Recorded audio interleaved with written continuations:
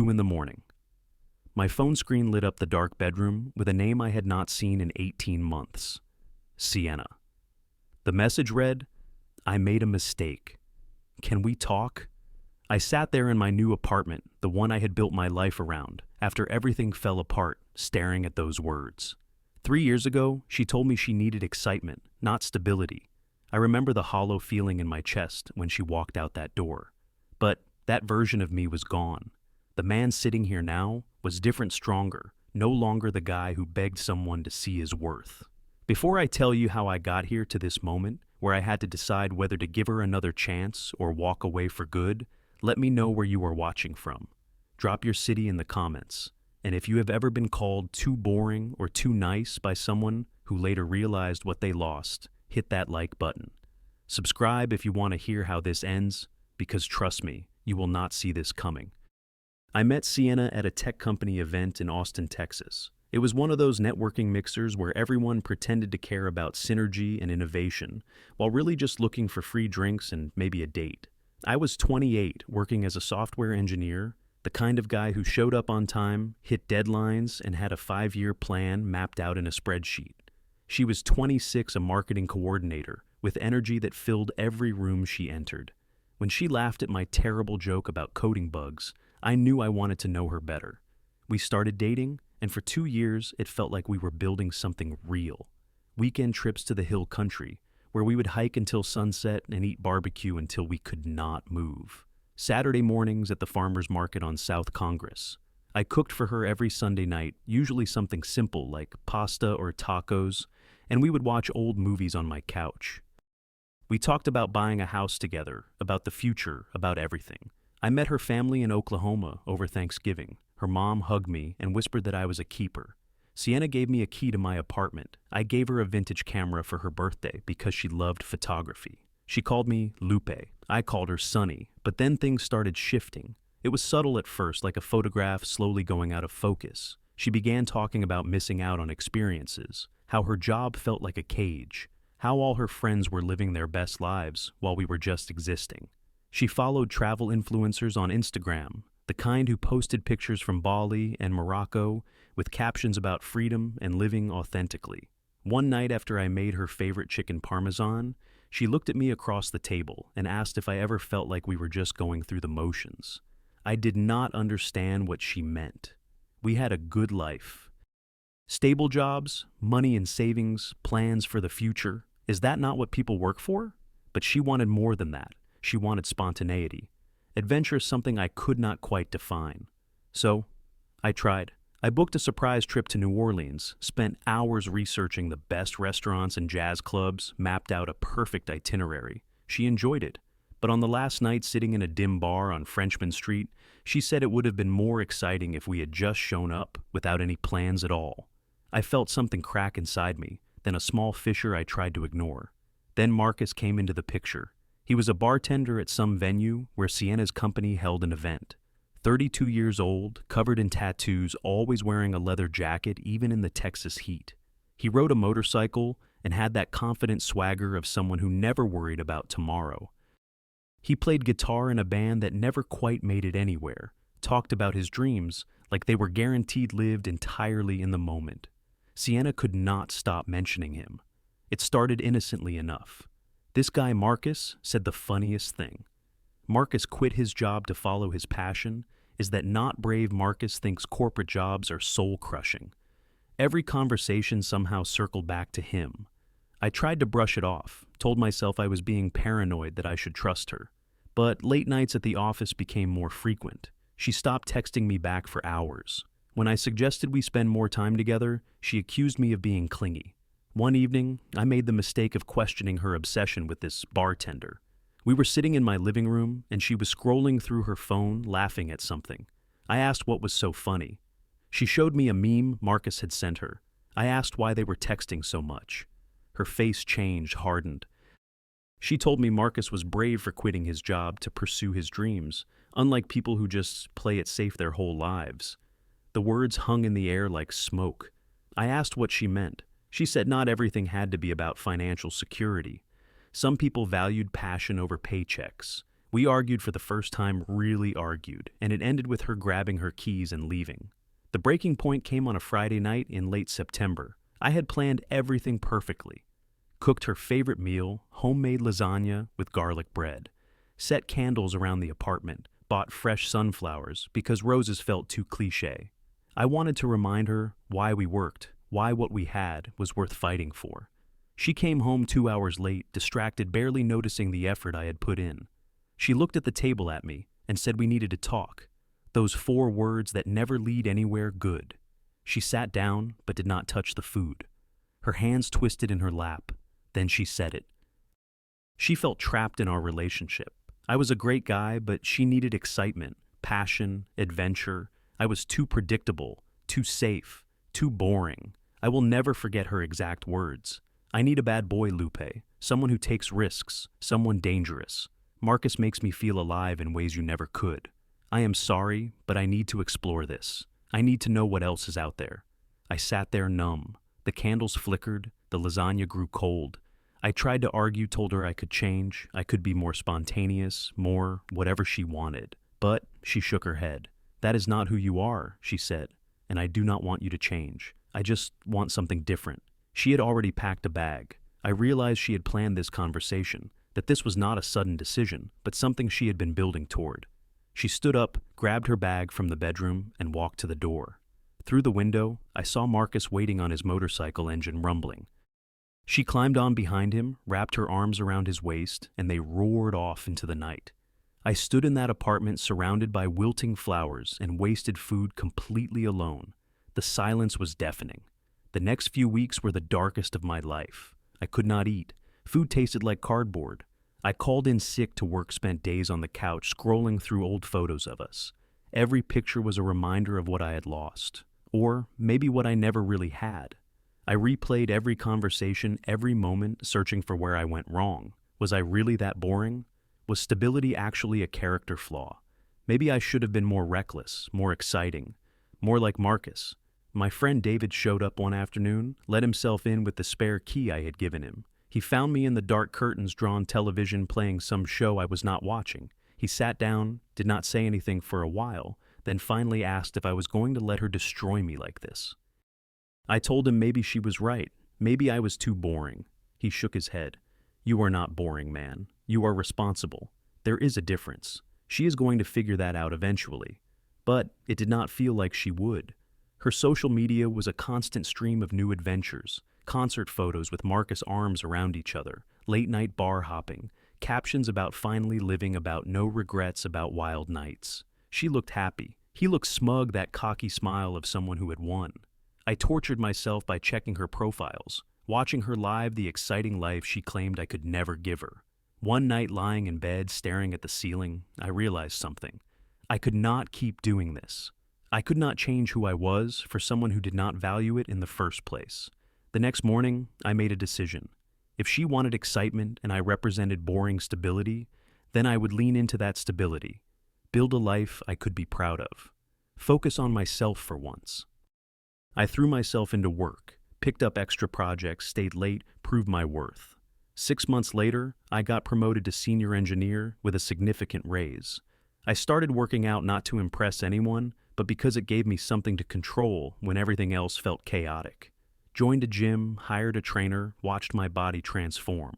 Took up woodworking, something I had always wanted to try. Built a bookshelf, then a coffee table, then a headboard. There was something satisfying about creating things with my own hands, watching raw materials become something beautiful and functional. I went on a solo trip to Colorado, hiked mountains I never thought I could climb, met people through a hiking group back in Austin, made new friends who valued the same things I did. Started dating casually, nothing serious, but enjoyed meeting different people. Slowly the pain faded. Not gone, but manageable. I moved to a new apartment, one that was entirely mine. Minimalist, clean, organized. Every morning I woke up, made coffee, worked out, went to work. Every evening I came home, cooked dinner, worked on projects, read books. I felt centered, grounded, free. 8 months after Sienna left, I met Emma at a hiking meetup. She was a graphic designer, 30 years old, with her own apartment and her own business. Independent, driven, funny. We started talking about camera equipment, because she noticed my vintage Canon, the one I bought after Sienna left hers behind. We hiked together the next weekend, then the weekend after that. Eventually, we started dating. It was different with her. Easy, natural. She never made me feel boring. One night after I had cooked us dinner and we were planning a trip to Big Bend, she looked at me and said, I made her feel secure, and that was sexy. I almost cried. 18 months after Sienna walked out, my life had rebuilt itself into something better than before. I had a job I loved, hobbies that fulfilled me, friends who showed up, and Emma who appreciated exactly who I was. Then Sienna's text came through at 2 a.m. After the initial shock, curiosity got the better of me. I replied, What do you want? Sienna. Her response was a long paragraph about missing me, about making a mistake about how Marcus was not what she thought about how I was, right about everything. She asked if we could meet and talk. Part of me wanted to ignore her, block her number, move on completely. But another part needed closure, needed to hear what happened, needed to see if the woman who called me boring had finally learned what that word really meant. I agreed to meet at a coffee shop downtown Neutral Territory. I arrived 15 minutes early, ordered a black coffee, sat by the window. I felt calm, prepared. This was not the same Guadalupe she had left. She arrived 20 minutes late, looking nothing like the confident woman from her social media posts. She was still pretty but tired. Makeup could not quite hide the dark circles under her eyes. Her clothes were wrinkled, her hair pulled back in a messy bun. She looked worn down by life. She sat across from me, ordered tea she did not drink, and started talking. The story spilled out like she had been holding it in for months. Marcus had been exciting for about 3 months, she said. Then reality hit hard. He could not hold down a job. Got fired from the bartending gig for showing up drunk. His next job was selling essential oils through some multi-level marketing scheme that collapsed within weeks. His big dreams about starting a business never materialized past talk. Pursuing his passion meant sleeping until noon and playing guitar in the garage. She paid for everything. Rent, food, his motorcycle payment, until it got repossessed anyway. He borrowed money constantly, always with promises to pay it back, never following through. Her savings account, the one she had built carefully over years, drained to nothing. He was jealous, and controlling, checked her phone, did not like her having male friends, accused her of cheating if she worked late. The excitement she craved turned out to be chaos and anxiety. The danger was not thrilling, it was exhausting. When his apartment lease ended and he got evicted, he moved into hers. She thought maybe it would get better, that he just needed stability to figure things out. But it got worse. He did not clean, did not cook, did not contribute. Just played video games and complained about the system being rigged against artists like him. One night at a bar, he got drunk and yelled at her in front of everyone because she talked to the bartender too long. She finally kicked him out. That was 2 months ago. Now, sitting across from me with tears streaming down her face, she said, I was right about everything. Stability was not boring, it was safety. She took me for granted. She wanted what we had back. Would I please give her another chance? She would do anything. She missed us. I looked at her, really looked at her, and felt something unexpected. Not anger, not even satisfaction at being proven right, just clarity. A strange, peaceful clarity about what I needed to do. I spoke slowly, making sure every word landed. Sienna, I appreciate you being honest. I really do. And I am sorry Marcus turned out to be everything you did not expect.